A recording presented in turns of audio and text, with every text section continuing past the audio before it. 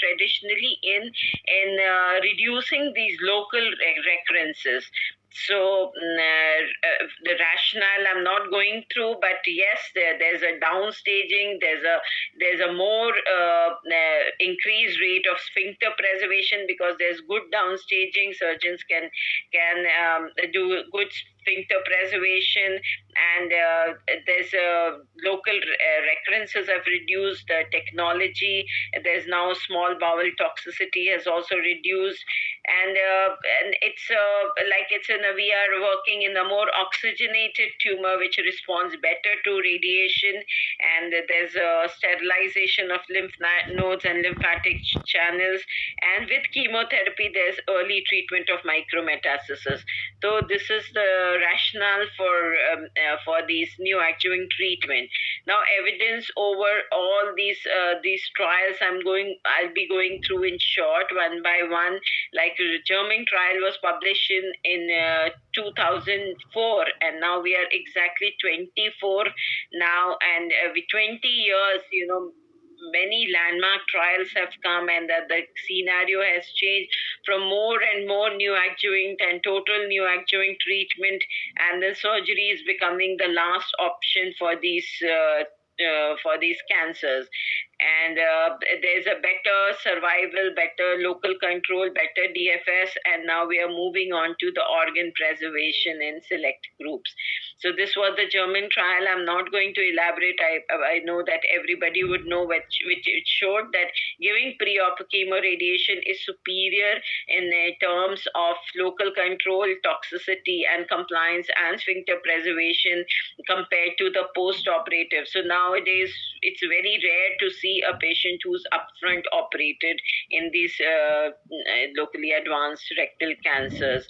And Dutch trial was again, it was just comparison of short course RT followed by immediate surgery versus upfront surgery. This was again an old trial now, again published 2001, where they showed that even in the early operable tumors, if you give just short course RT, it reduces the local recurrence from 8% to 2%. So these were mostly operable mobile tumors. There were no MRI in that era. But yes, whenever we feel a doubt if it looks like an early tumor, but there could be possibility of giving post-op RT or requirement, so we should not go ahead. This is a very simple thing. Just give short course RT, and operate is also still one of the options in the early tumors. And for intermediate risk tumors, short course RT or long course RT has become both the option. But when downstaging is required, then definitely short course RT with delayed surgery or long course RT, both are equivalent. And this was a more, now coming to more recent trials. So this is a Polish trial which compared short course RT followed by 3 to 4 cycles of chemotherapy versus long course RT, and which was traditional. And then they operated in both the groups. They operated after 6 to 8 weeks, and so there was, in the initial results, there was an improvement in overall survival and disease-free survival. But this, after the 10 years follow-up, again, this overall survival was not there, but definitely disease-free survival was better, and local failure was similar, and there was better R0 resection in the short course arm.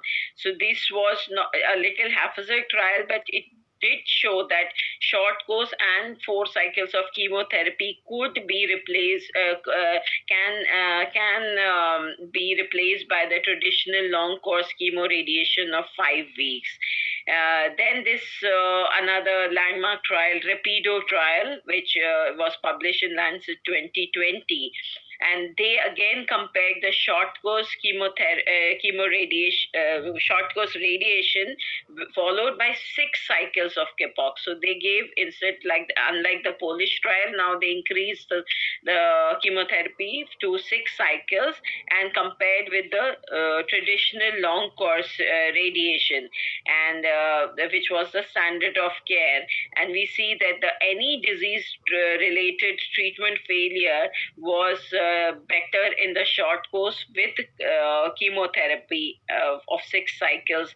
Distant metastasis was also lesser in the short course with chemotherapy arm, but there was definitely an increased local recurrence, and the authors have justified that why this local recurrence is higher in the short course arm, and we can have a detailed discussion on that. But definitely where the disease free survival was concerned and recurrences were concerned, short course RT with followed by 6 cycles chemotherapy in this trial was the winner, but local recurrences have to be taken into account, which were slightly higher in the short course group. Then this another trial, Prodige 23, which was started by the French group, and then they compared the two sequencing of the TNT, radiation, chemoradiation of long course followed by this. They compared the traditional, the standard of care long course chemoradiation followed by TME followed by adjuvant chemotherapy versus they gave full 6 cycles of M FOLFIRINOX followed by long course chemoradiation, then TME, and then adjuvant chemotherapy.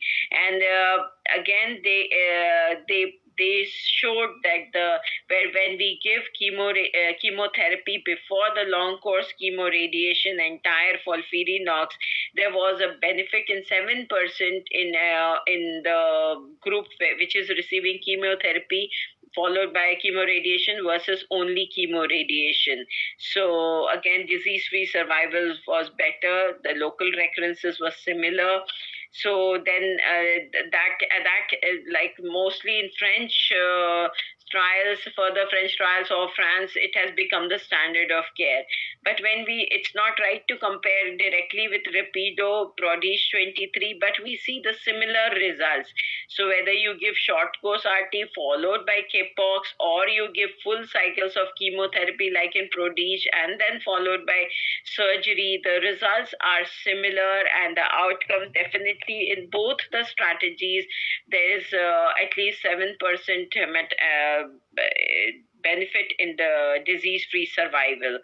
And again, where the toxicity is concerned, yes, the Prodige 23 has like slightly worse toxicities or higher toxicities because they are using a toxic regimen for FOLFIRINOX. So for Indian patients, like we cannot just implement the same strategy. We have to be very selective in the good GC patients who will be able to tolerate FOLFIRINOX. So this is something we have to keep in mind. And when we are employing short course RT, I would warn that people should have a better planning. Radiation planning plays a big role, and the local recurrences should not be more like how they showed in Rapido. So both are good strategy nowadays, and radiation planning plays a big role.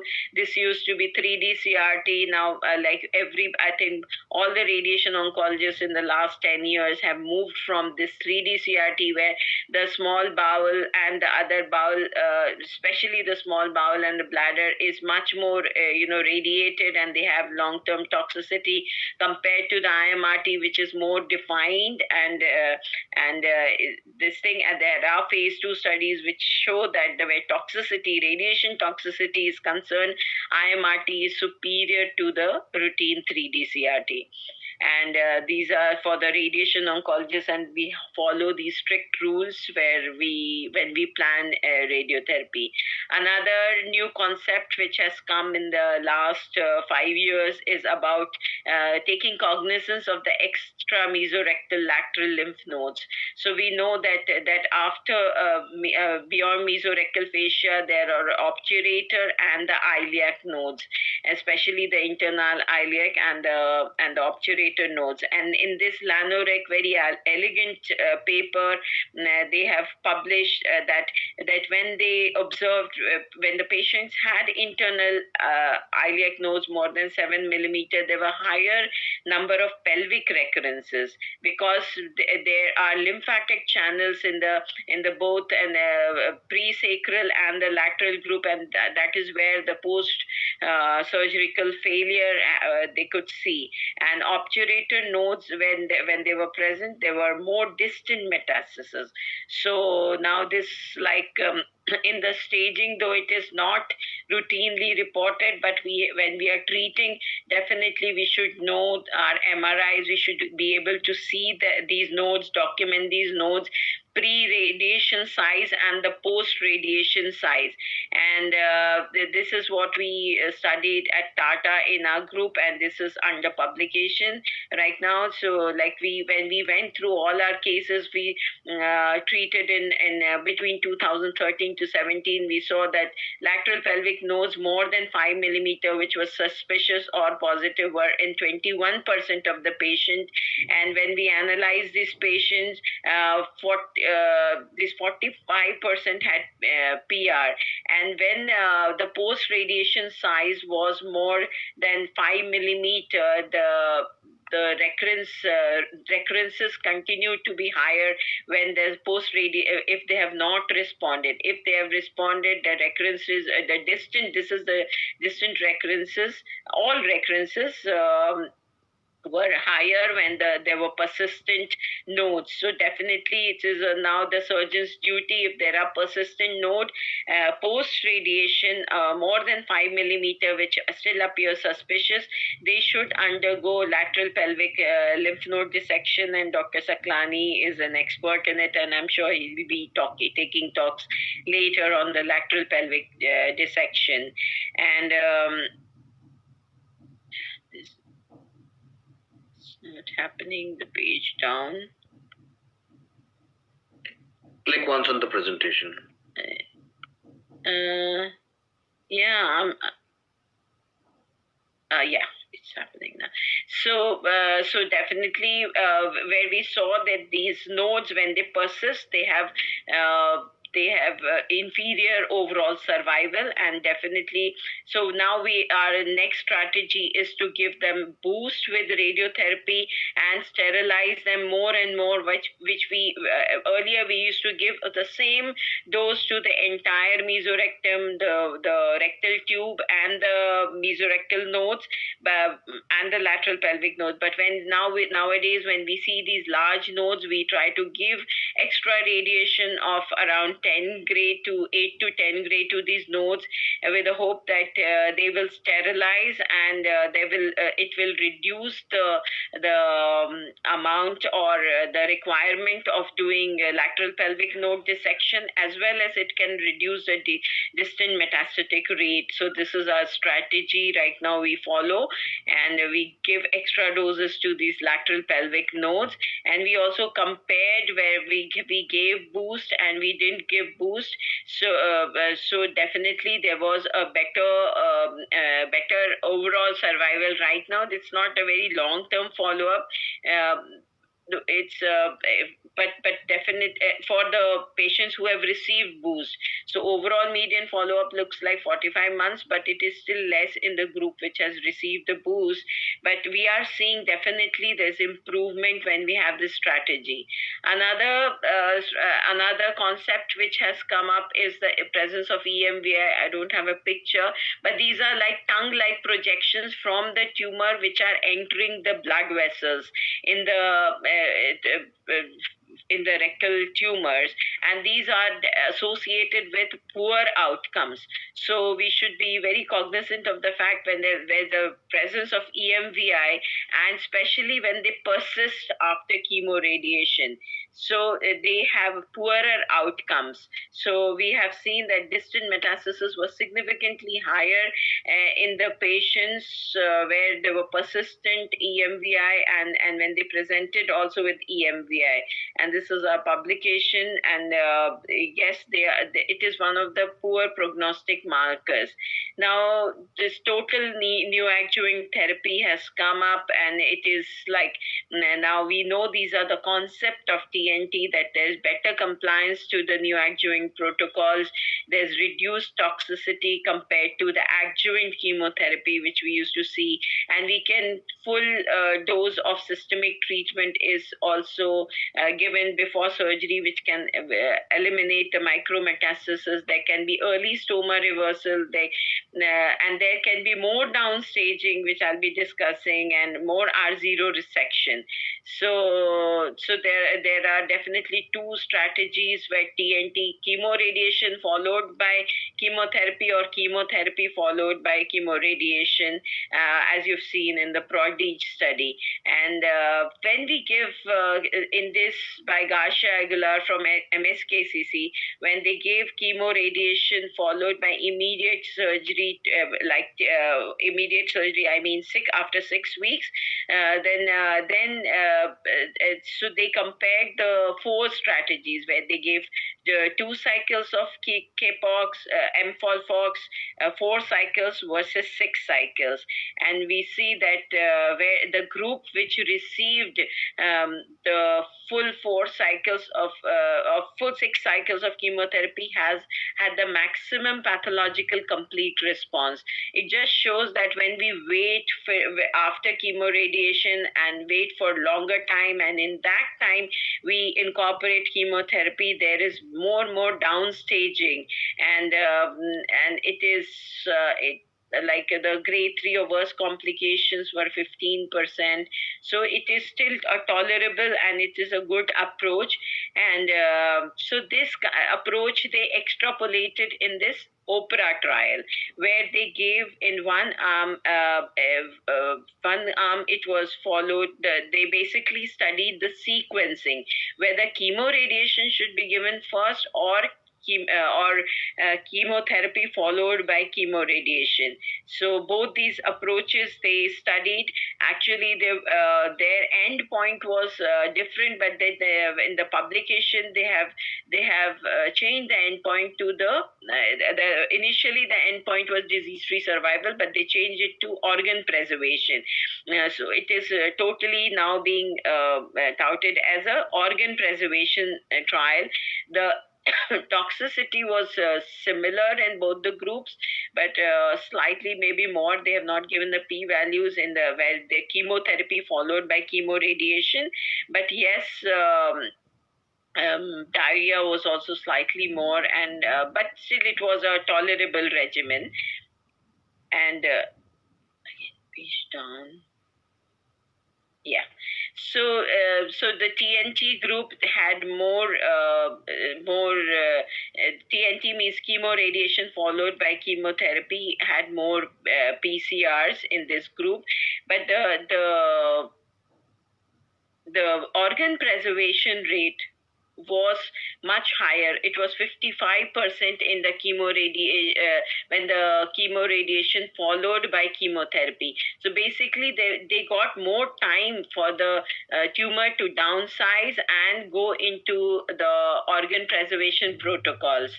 Another trial by German trial, they have again studied the sequences, again the same chemoradiation followed by surgery versus chemotherapy followed by surgery, and compliance and grade 3 toxicity were better in the induction chemotherapy compared with the adjuvant group. So then chemoradiation followed chemotherapy and chemoradiation, the PCR rates did not differ between, but this was only a phase 2 study. So which is the better strategy where outcomes are concerned? So Prodige and Rapido, as we have seen, they are the similar, where disease-free survival and overall survival is concerned. But Prodige 23 is slightly more toxic where chemotherapy is concerned. So this has to be taken in mind. And but the downstaging like YPT0, where complete path response is concerned, they are also similar in both the strategies. So both the strategies are applicable, and where today where it is it concerned. And but short course RT, when given with adequate technique, and where the radiotherapy technique matters, it can be more simple and slightly less toxic. Short course RT is good for the radiation oncologist, where you can accommodate more patients. Like if we could treat 5 patients, like 1 week course is definitely we can accommodate more patients, where we have to, for one patient we have to spend 5 weeks on the machine. And it is more acceptable also for the patients when they are traveling from long distances and they have to stay in larger centers and larger cities, and it becomes economically also better. But again, we have to choose wisely, like which strategy has to be taken. And now more from the radiation oncologist side, dose escalation is coming up in a big way to have more downsizing to achieve more organ preservation. So as we all know, surgery for low rectal cancer, especially when they are in the last like 5 centimeter from the anal verge, they have to undergo APR with stoma. And if we can avoid surgery in some select group of complete responders, this is more acceptable for the patients and their quality of life. And we as radiation oncologists, we are trying to more do external beam dose escalation or with brachytherapy, which I'll be discussing about. So now if we see the various neoadjuvant regimens and the path CR or the complete CR rate. So when we used to give just routine chemoradiation of 5 weeks and followed by surgery after 6 weeks, we used to see 12 to 20% of complete path response. But then with this Rapido, the complete path response improved to 28%. Then Opera again 38%, and this Prodige again 28%. So definitely by giving more and more chemotherapy, also the complete response is increasing. And this Opera trial, like what I said, it was a TME free survival of 53% versus 41% when they gave chemotherapy followed by chemoradiation. So definitely when you give chemoradiation first, there will be more downstaging, and the more and more patients can go for organ preservation techniques. And so, coming to organ preservation, this is Dr. Habergamma, who is still a colorectal surgeon she is in her mid-80s, and she's still operating at Brazil, and she's very famous, and she's the one who started. So she started this, she observed that when the patients have complete response post chemoradiation, and if you don't operate on them, these patients continue to have like majority of these patients, they didn't require surgery. And initially when she used to present her papers in the surgical societies, she used to be ridiculed at, but now it has come up in a big way, organ preservation, but she continued to persist. And here at Tata, we are trying to give boost. We have made our indigenous applicators, and we give after chemoradiation, when there's a small residual tumor left, we try to give the extra boost. And so in this trial, which was published in Lancet, the prospective trial, they gave EBRT boost also. Rather than giving 50 gray, they gave 60 gray and one brachytherapy dose. And but majority of the tumors were either T2 or early T3, and they showed that there was complete response rate of 78%. So this was again, it showed that this, yes, giving extra doses of radiotherapy can result in more and more organ preservation rate. There's another, there are many paper from Montreal, it is coming. So now they are saying the complete response rate has jumped up for these early tumors to 86%. And out of these tumors who have complete response, if you observe them for next 2 to 3 years, there's we don't use the word recurrence for these tumors because they were intentional wait and watch. So we use the word regrowth, and regrowth rate was 13%, and local relapses of this thing was very acceptable. And they give 40 gray over 16 fractions, followed by endorectal brachytherapy boost of 30 gray over 10 fractions weekly.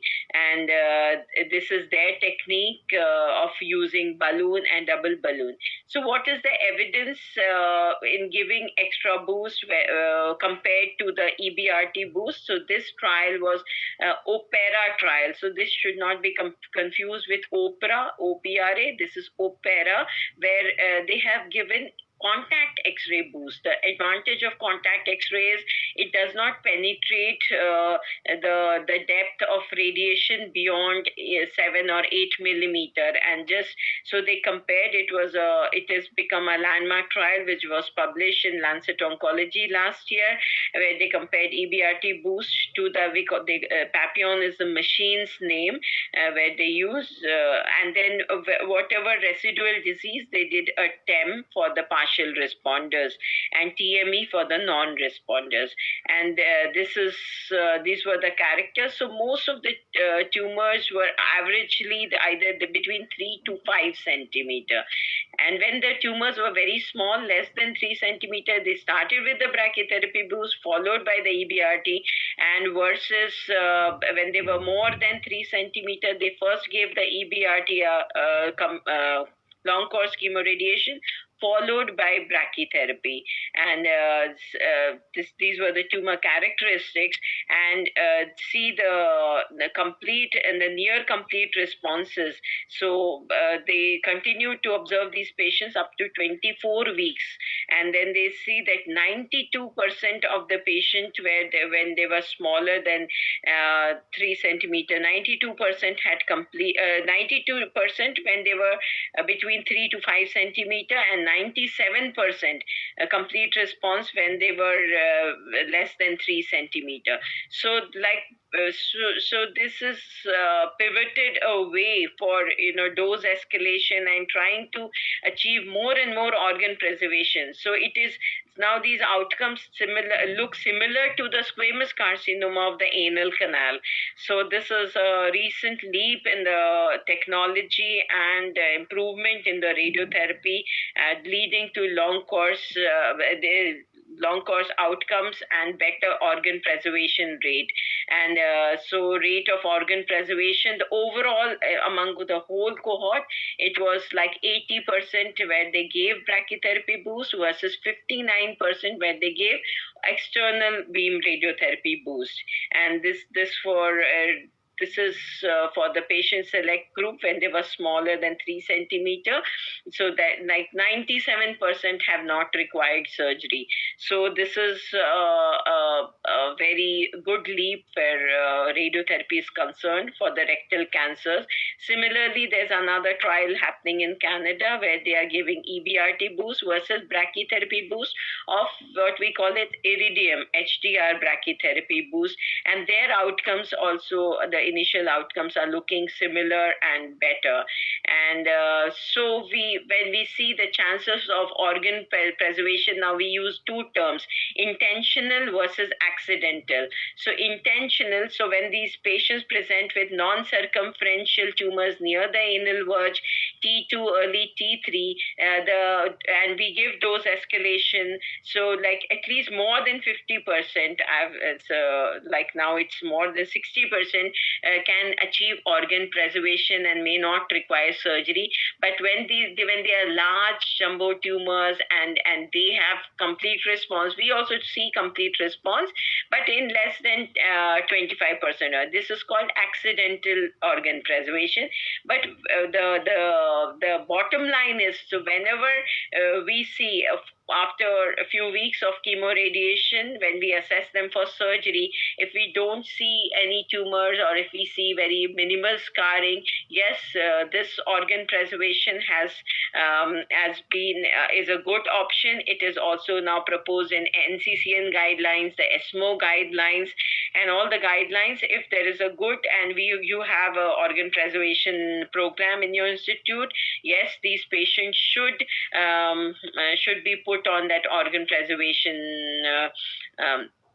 protocol. And if you have the capacity or the technology to dose escalate, yes, this will lead to better organ preservation. But the whole thing is, it cannot be based on only one person, a radiation oncologist or a surgeon. And it is MDT. You can see Dr. Saklani, Dr. Suprita, who's not there at Tata, but she's a very good eminent radiologist for the rectal cancers, and you can always consult her. And we have published our early series. The later series is going to be published. This is how we treat. We give boost, endorectal boost. We do an MRI, and you see a typical plaque. This is not a residual disease, but it takes almost 6 months for this plaque to disappear, and we can achieve more. This is our protocol. We have a surveillance protocol after this, where we as a team we assess them every 3 months for next 2 to 3 years. And if there's a residual tumor, they go for surgery. If there's a local regrowth, they go for surgery. So it's a learning curve. For this was our initial results. So this is my summing up slide. Is like, now we, in this modern era, we have to tailor make the treatment as per the initial presentation as well as the response to the neoadjuvant treatment. When there are good tumors, T1 local excision alone, when they are T2 tumors, usually traditionally it was surgery.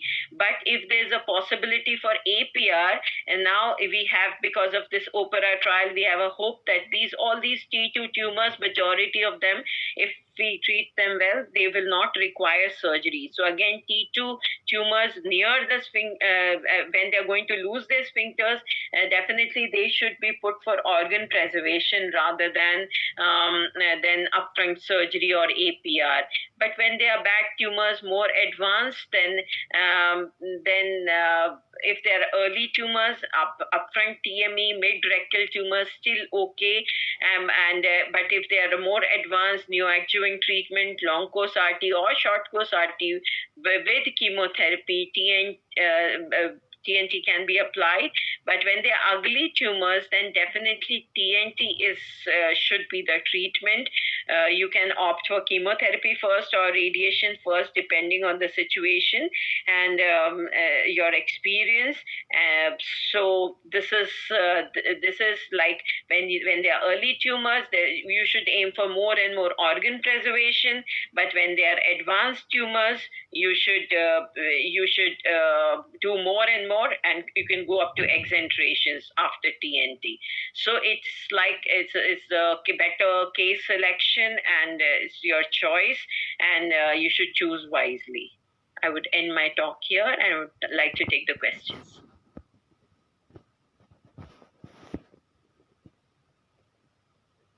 Hi, Reena, great talk. A lot of questions coming in, so I'll just one of the questions that someone has, Dr. Lala has asked, is longer time will it lead to difficulty in TME? Studies have shown a breach in TME plane in TNT approach. This, I think you should better answer this question. But in the trials, definitely there was no evidence that the TME was difficult. So none of these TNT trials, they have documented that.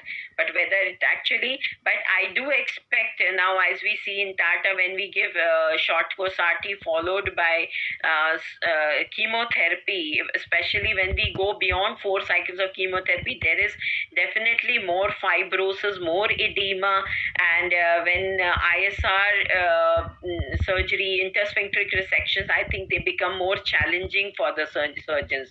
So I wouldn't say that there is no, but in the trials, there is no evidence as well. They are significantly worse. But yes, for surgeons, it makes their life little difficult, as I understand. You can add on to it. So, in Rapido trial, actually, they saw the quality of TME was slightly worse off. But local recurrence-wise, if you look at 3D CT, RT, and IMRT, there was not much difference. But yeah, it definitely makes life difficult.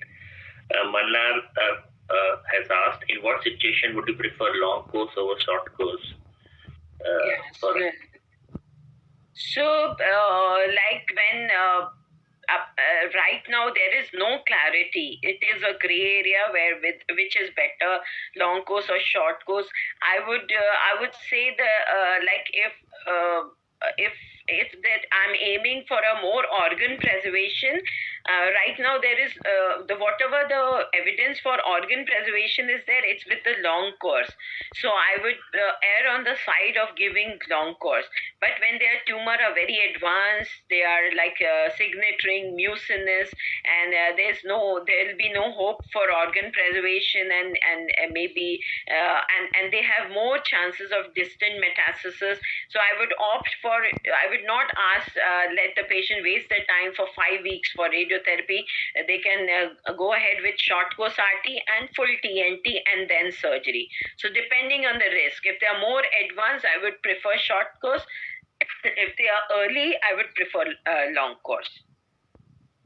As of now, but this evidence is continuously changing. I may not speak the same thing next year. Yeah. Someone has asked why is 2023 called TNT, because they give adjuvant chemotherapy for 3 months after TME. Yeah. So I think they on the depending if the tumor was persisting and there was still downstaging was not there, maybe they opted for it because it was allowed adjuvant chemo, but not all the patients received. Yeah. Yeah, I think TNT is slightly a misnomer. Like most trials will have some sort of adjuvant chemotherapy there. Even in the Prodigy 23, actually, 20% of the people actually were not given chemotherapy just by physician advice. And in Rapido, there was an option that they didn't have to have chemotherapy. So it is one of the drawbacks when you compare both the arms. So, yeah, evidence of adjuvant chemotherapy was still like it was not there very strong evidence that adjuvant chemotherapy helps. But yes, when we give in the neoadjuvant setting, it seems to reduce the distant metastasis definitely in 7% of the cases. So Manna has asked, in locally advanced cancers with suspicious or involved retroperitoneal nodes, what should be the strategy to follow? TNT or any CTRT, or the field should be a bit wider? Or should you deem it as metastatic rectum? Again, this is a gray area and there is no trial to address the retroperitoneal node. So this is classically considered as M1 disease, and most of the centers, we start with chemotherapy. And if the nodes respond or they stable, so if like we as radiation oncologists, if they are lower, below L2 or L3, we try to incorporate them in our radiotherapy portal. But yes, the management of these retroperitoneal nodes is little controversial. Like chemotherapy definitely should be given, but whether we should give them radiation, whether we should operate them also later, because they are poor prognosis. They are going to have more peritoneal metastasis. So, but in our center, we do try to incorporate in our radiation portal only the after chemotherapy. We extend our fields to include these nodes as well. But there is no evidence to say which is better. One more question. In synchronous rectum and liver metastasis, what will the sequence of treatment if short course radiotherapy is followed, and what is the sequence if long course is followed? Yeah. So basically, for synchronous rectum and liver metastasis, So what will be a protocol? Yeah, we have published from our center 2 papers, and even in the ESMO guidelines is very clear. So we give short course RT because they are already metastatic tumors. So long course RT is not to be done. We give short course RT, followed by immediately the next week we start with the chemotherapy, and then we manage both the liver and the rectal primary. So starting with short course RT, it doesn't take much time, and also it continues to regress or downsize the primary tumor. So when you're operating both liver and primary, there's a definite downstaging, and it is better to it becomes better to operate. Vishnu is asking, so in this current era, because of toxicity, when is adjuvant radiotherapy indicated? Adjuvant means like whenever if you require adjuvant radiotherapy, that means your MDT or this thing case selection was not good. Like there should be no case ideally in ideal scenario where you would require adjuvant radiation, because still as a radiation oncologist it is quite a toxic adjuvant radiation. You can't avoid the small bowel falls in the pelvis. Patient have long-term sequelae of radiation. So as far as possible, we should avoid post-op radiation. If at all we have to give, maybe there's some residual disease or R1 resection or something like that. But we should not try not to give post-op RT and this thing.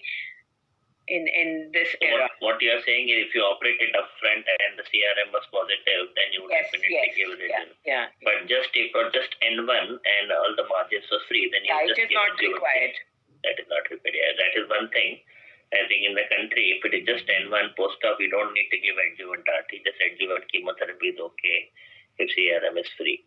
The issue Ahmed has asked, what is the quality of life after organ preservation compared to surgery in early lesions? So definitely, like there is no. There are few studies where quality of life. So definitely it will be better because you preserve the rectum. It is a natural passage, and of course there are late sequelae of RT as well. But like it was and more than like nowadays there's a this thing of PROM, patient reported outcomes. So we should also respect the decision of patient. What we should explain to both the sides of the sequelae of RT versus sequelae of surgery. But if you like in a routine practice, patients do opt for organ preservation if it. Yeah, and then quality of life will be definitely better in the organ preservation. But yes, when there's a local regrowth and this thing, then quality of life may be inferior. But I would not say inferior. Quality of life should be better in the organ preservation strategies. Yeah, what Reena is trying to say, it depends on the type of patient as well. So suppose if you have an older patient, 65, and definitely if you do surgery and they have LAR syndrome, so then obviously organ preservation is better. And even but if a young girl who's 25, yeah, and then you want to look after her other quality of life as well, like sexual function and ovarian preservation. So that has to be balanced against LAR. So what do you think, Reena? So yeah, I would say even the young patients, they would, because staying with a stoma for young sexually active patient is a big deterrent. So whenever we can safely avoid stoma, it should be done. I'm a great proponent of organ preservation, but yes, it's a learning curve and it should be done with the whole team, with the concurrence of surgeons and the radiation oncologist and the radiologist. And patient is definitely involved in all of this discussion. Yes. So Siddhartha said that none of this adds to OS benefit. I didn't understand what? He said all of these studies, none of this have added to overall survival benefit. Yes, overall survival benefit, it also depends on your on the metastatectomy and how good your means like this thing. So overall survival, I don't think is very important also, because you see that wherever it also depends on the metastatectomy, isn't it true? Disease free survival is more important endpoint in majority of these trials. And overall survival actually also depends on the state of presentation. Like if they are early tumors, T2 T3 tumors, they are going to do well. It is the biology is good. So I think we'll come back to it again. I think we have a EBM for colorectal cancer coming up in 1st to 3rd March. We have a lot of faculty coming over, and it should be good to have all the discussions, and all of you are welcome. Abhishek Verma, so what should be the interval between the last radiation dose and first follow-up MRI? Yeah, that's a good question. So what we do is we keep it at same 6 to 8 weeks, and if there is a good response, like if we feel as a team that it can go for organ preservation, then the second MRI we repeat after another 6 weeks. And then thereafter 3 monthly. But if it has to go for surgery, if it's a partial response, then we just on the basis of first MRI we decide. I mean that is done after 6 weeks. Rakesh Kumar has asked, what is your take on reducing pre-sacral plain fibrosis post-radiotherapy? What things should one keep in mind for this as a radiation oncologist? So Rakesh Kumar Bharat is a radiation oncologist. Yeah, so this pre-sacral radiation fibrosis, I don't think this is because of the radiation as such, because most of the time it is because of the tumor extension in the pre-sacrum, and there are deposits, tumor deposits. So that, when they respond, they have fibrosis. So we don't do any special strategy for reducing these fibrosis, because we have to give irradiate that area, because that is the area where most of the recurrences post surgery happen. So we can't reduce our doses there, but yes, it is mostly because of the tumors. Right, Rakesh Kumar has asked again, what scenario do you prefer to give CTRT first, followed by chemo? So again, both the strategies are okay, but when you feel that yes, this patient can, like in the OPRA study where they had more organ preservation, so this patient can go for organ preservation, that yes, you can start with chemoradiation followed by chemotherapy. So it gives the tumor more time to downsize and ultimately go for organ preservation. And he said, Abhishek Verma has asked, what is the follow-up of organ preservation protocol after 10 months? Yeah, as I said, first MRI we do at 6 to 8 weeks, and if there is a complete response, you can straight away go for 3 monthly MRI for next 2 years. Or you can, different institutions also have, some people relax at 4 months, but at TMH we try to do 3 monthly follow-up. And so this is, and after 2 years we do 6 monthly. And another, yes, we because most of the tumors in our scenario, or what we see in Tata, are locally advanced or bigger one. So they also have a propensity for distant metastasis. So we do for first 2 years we also do a CT scan, CT thorax and abdomen for at least at 6 monthly interval. So besides MRI, we do a digital rectal examination, CEA, and sigmoidoscopy, because 95% of the regrowths, when they have to happen, it will happen on the mucosa of the lumen, and sometimes it may not be palpable, and the sigmoidoscopy can pick up the early recurrences or regrowths. Yeah, so every visit you do a digital rectal examination, CEA, MRI, and endoscopy, and CT scan is done 6 months. Great. Logan has asked, how much is organ preservation possible amongst Indian population, and what is the default rate in that population? So like if we do routine chemoradiation, like long course chemoradiation without TNT, without chemotherapy, we used to see around 15 to 20% only they used to have complete response. Now with this TNT, it is increasing. You can expect around 35-40%. And at our center, when they have good responses, we add on the brachytherapy, and our current organ preservation rate is around 55 to 60% in these large tumors where the median size is 5 to 6 centimeter at presentation. Like we have tumors presenting with us from 3 centimeter up to 9 centimeter in our series. So at least more than half of the patients, this is basically, we are encashing on the good biology. So overall, if you see all the tumors, all the patients which present, I think it will still be 25 to 30% organ preservation rate, not more than that. Okay, so Vishnu is asking if people who had surgery before and they come with recurrent cancer and advanced disease, what is the plan for these recurrent cancers? So if they've not received chemoradiation, we would give chemoradiation and then followed by surgical planning, whatever exentration or whatever is done. So Manara, what is your take on prospect trial?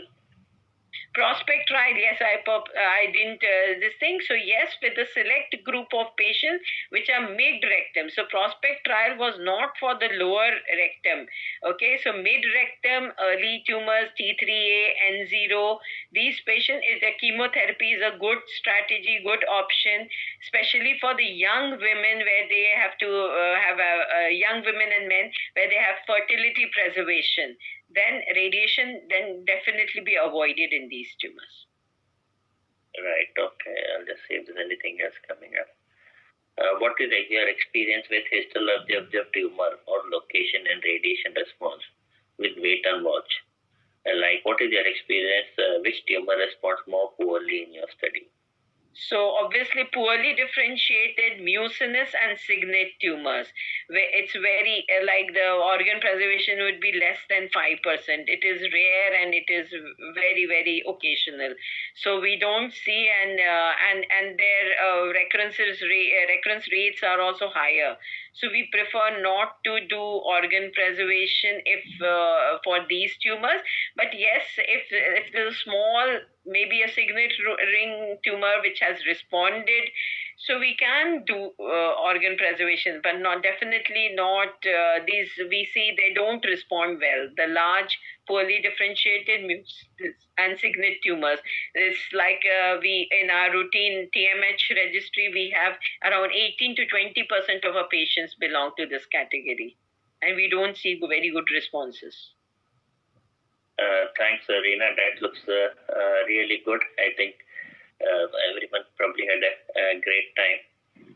So that should be good. I think we look forward to all of you guys joining us and the EBM thing that we have coming up with now. We have a host of eminent faculties there. So please do join us. Thank you, Reena, once again. And thanks so much, Shekhar, for giving this opportunity. Bye-bye. Thank you, everyone. Bye-bye. Yeah, thank you very much, trainees and faculty members, for joining the session.